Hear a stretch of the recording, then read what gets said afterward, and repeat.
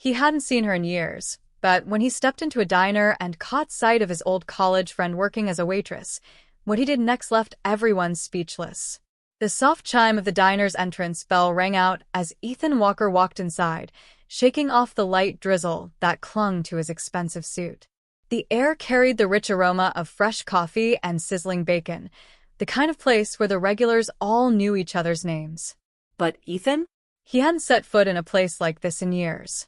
As a self-made billionaire tech entrepreneur, his life was now filled with luxury hotels, fine dining, and private jets.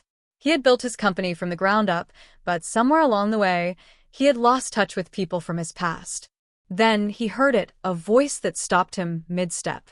"Table 3 needs a refill, hon." Ethan froze. That voice, he knew it. Turning slowly, his gaze swept across the diner until it landed on her. Claire Lawson, his best friend from college.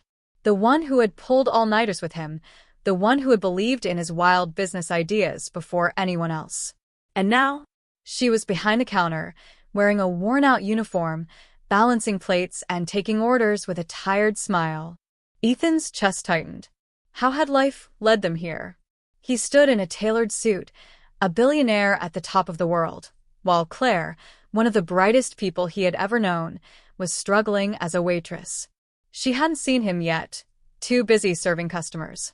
But as he watched her move through the diner, he made a silent decision. He wasn't leaving without changing her life. And what he did next, it would leave everyone in that diner speechless. Ethan slid into a corner booth, his mind racing. How had Claire ended up here? Back in college, she was the smartest, most ambitious person he knew.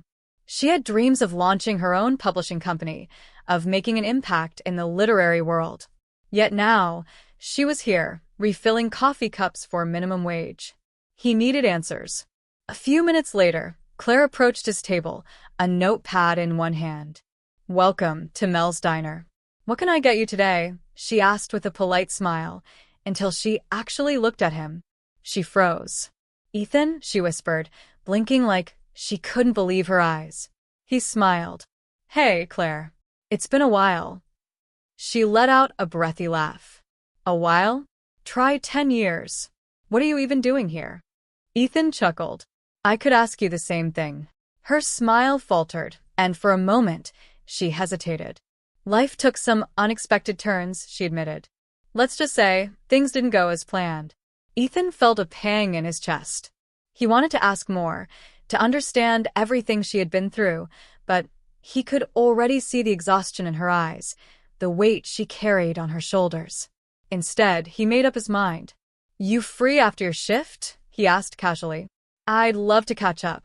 Claire hesitated, then eventually nodded. "Yeah. "I finish in an hour." Ethan smiled. "Perfect. I'll wait." What Claire didn't know, while she was finishing her shift, Ethan was already making a phone call. Because after tonight, she would never have to wait tables again. An hour later, Claire untied her apron, rubbing her sore shoulders as she walked toward his booth, still struggling to believe he was actually here. "All right, billionaire," she teased, sliding into the seat across from him. "Tell me, what's life like at the top?" Ethan smirked. "Busy. "But enough about me. What happened, Claire? You were supposed to take over the publishing world." She sighed, staring into her coffee cup. "Life happened," she said softly. "Right after graduation, my dad got sick. I had to take care of him, so I put my dreams on hold. After he passed, I tried to start over, but things didn't go as planned." Ethan felt a deep ache of guilt. While he had been building empires, Claire had been sacrificing everything for her family. "You were always the one who believed in me," she continued with a sad smile. "And now, I'm just here." Ethan shook his head. "No. You're not just here. You're one of the most brilliant people I know. And if life got in the way of your dreams, maybe it's time someone gave you a second chance." Claire frowned. "What do you mean?" Reaching into his jacket pocket, Ethan slid a white envelope across the table. Claire hesitated before picking it up.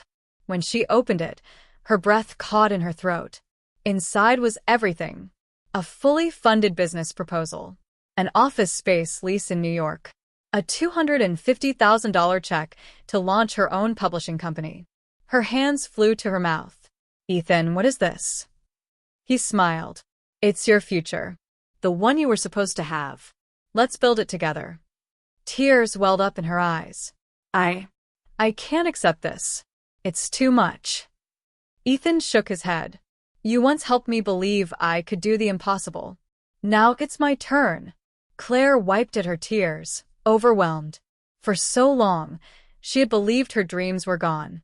And now? In a single moment, they were back. And what she said next, it would change both their lives forever. Taking a deep breath, Claire stared at the proposal, then slowly closed the envelope. I don't want a handout, she said firmly. Ethan's eyes widened. Claire, this isn't. She held up a hand. But I do want a partner. Ethan blinked, then grinned. So, you'll do it? She nodded, determination flashing in her eyes. On one condition. I earn my place. No special treatment. We build this company together, just like we dreamed back in college. Ethan leaned back, nodding. Deal. As they shook hands, Claire felt something she hadn't felt in years. Hope. The next morning, she quit her job, packed her bags, and by the end of the week, she was in New York, sitting in an office that was hers. Her journey had been long, filled with hardship, but in the end, she had found her way back. Back to her dreams. And back to the friend who had never stopped believing in her. Together?